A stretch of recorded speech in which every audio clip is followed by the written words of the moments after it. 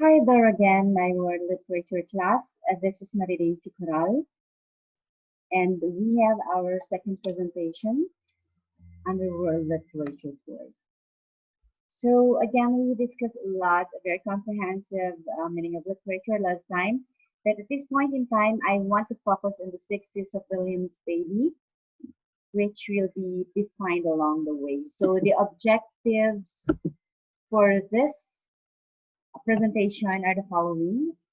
We have to give distinctions among the sexes of William Spady. The second one is that we have to recognize the sexes in a given story or identify cases, circumstance in the literatures relative to the sexes of William Spady, and integrate the sexes to create a broader, substantial, and more significant meaning of a particular story. Okay, the topic outline for this discussion are the content-based of William Spady, the concept-based, understanding literature, the context-based, the contribution-based, the curiosity-based, and consciousness-based approaches. So basically, my dear students, by now everybody should have known what defines prose and poetry, the genres of literature, or the different classifications, and the tools and devices in understanding literature. The reason why I'm trying to give you what the connection or the meaning of sexes of Spady in literature is that I want you to understand literature the most simplest way.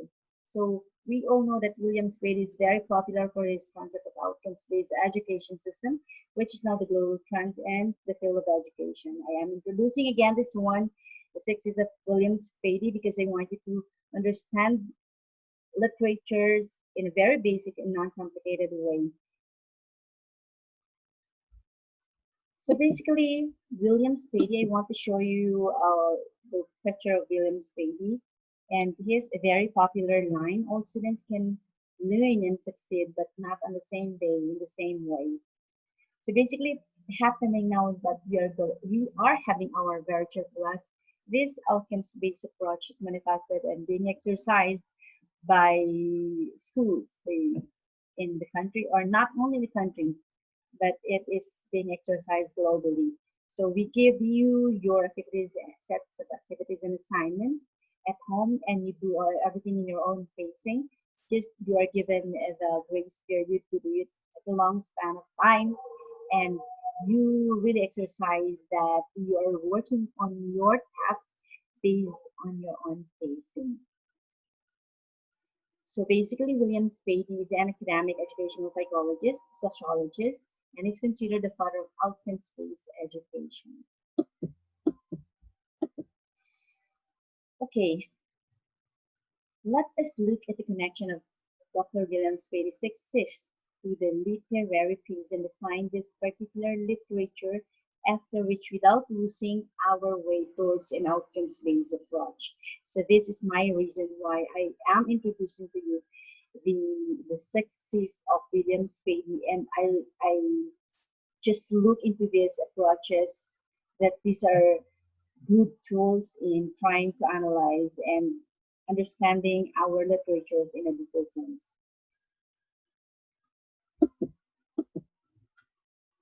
Okay, number one is the content-based. What is content-based approach? Okay, in literature, when it's applied, it says about the inside of the text. So in a short story or novel, it talks about the setting, the plot, the character, the events, and moral of the story, or lesson of the story. So basically, it is, I'll give you a sample question to expose the content-based level of a literary piece. It's like, where did the event happen in the story? So the answer would be in the story, in the text of the story. Who is the protagonist? Still, it's in the text of the story. What is the moral or lesson of the story?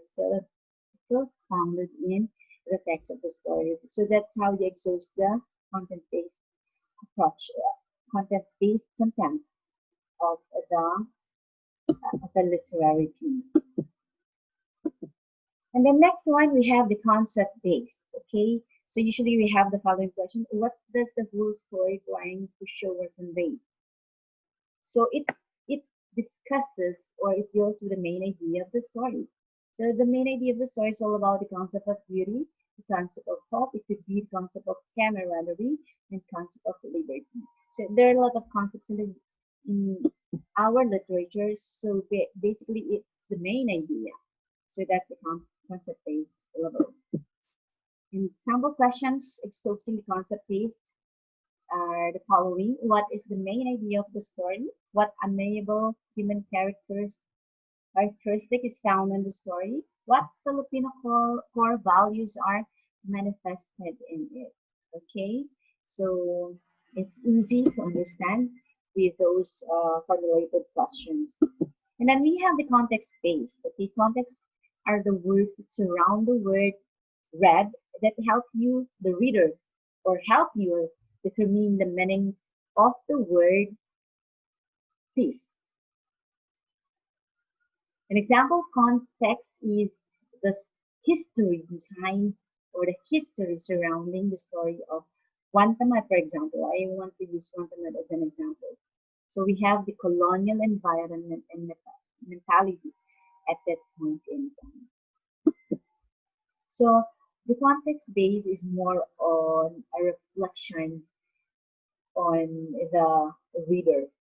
So if I read a story and I talk about it, it's in the context of a teacher or in the context of a mother or in the context of a Filipino citizen or citizen of the world.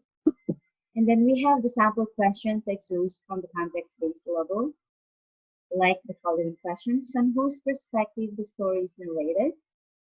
I mean the one story. The second one is what tone or mood that the story exudes. And number three, what kind of environment does one have based on one's perspective in the story? So basically, if you're going to read more and analyze more and understand more the questions that I've been posting after the approaches presented, then you understand more. So exercise formulating questions as you try to find those approaches in your literature, the approaches of William Spady in your literature. So we have the fourth one, the curiosity base. The curiosity base, it's the idea. It is to build a reward function that is intrinsic to the agents or student. So with this, the formulation of curiosity-based approach is intrinsic in you. It means that the agent will be a self-learner since he will be the student, but also the feedback master at the same story. Like, for example, in the story of one, of course, I ask myself after reading the story or just reading the title of the story itself, when it says one Tamat story, I am very hesitant to read about it, or I'm very hesitant to accept the title per se. Why? Because I'm one and I'm a single Filipino and I'm not tamad. I'm not lazy. So basically, I already have some confusing thoughts in my mind, and it awakened my curiosity in asking, is this the real meaning of the story? Okay, so by trying to uh, understand more and again formulate several questions to exhaust the curiosity-based approach or level in this curiosity-based approach, I have the following question. Did the story give me a happy feeling as a learner? Did it give me pleasure? Second one, do I enjoy listening to the story of one founded on colonial mentality? Number three, did it create a harmonizing feeling? Okay, we should not forget that literatures are designed to give us a broader perspective of the histories, the arts and cultures of the people and how they live their life. And we don't stop from there. We have to dig more meaning until this particular literature satisfies us or at least gives us pleasure. And in that case, we create a happy feeling, we exude a joyful feeling.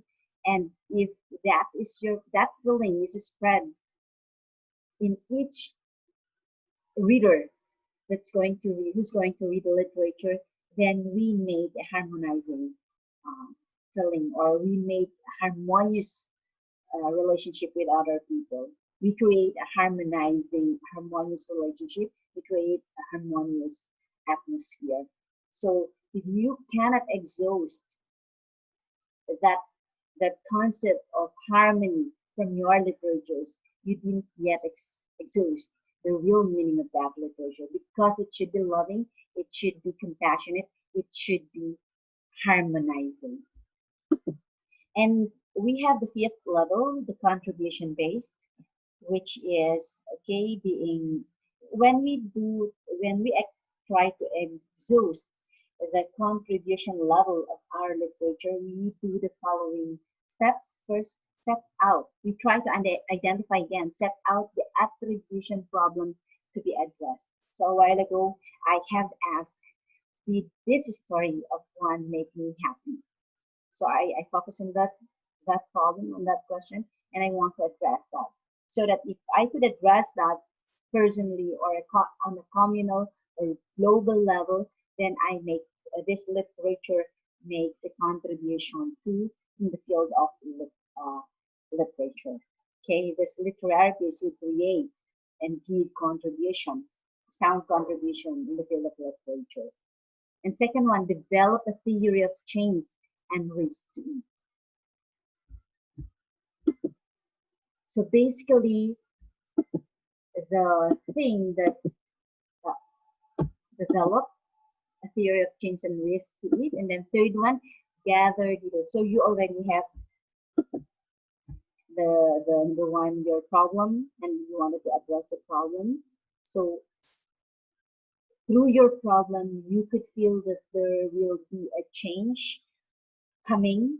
And a second step that you have to do to exhaust the contribution level of your literature is that you have to develop a theory that would at least support your that problem and solving that problem. And the third one, gather more details to support your coming response or answer to your problem by trying to connect with the past and the past perspective and now perspective. You have to establish a strong evidence to support a new way of thinking.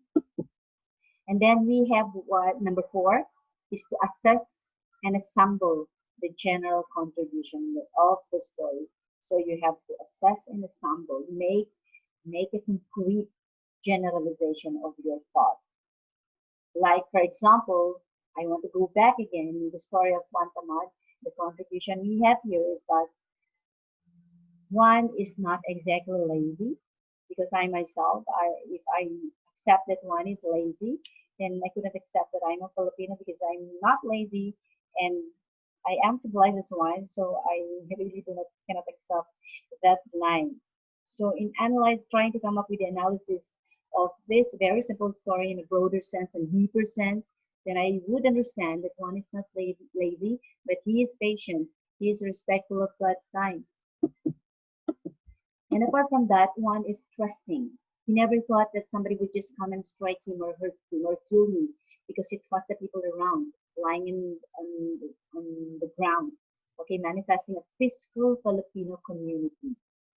And then third one, it is manifesting that one loves liberty or freedom. One is not controlled by the rational thinking of humans.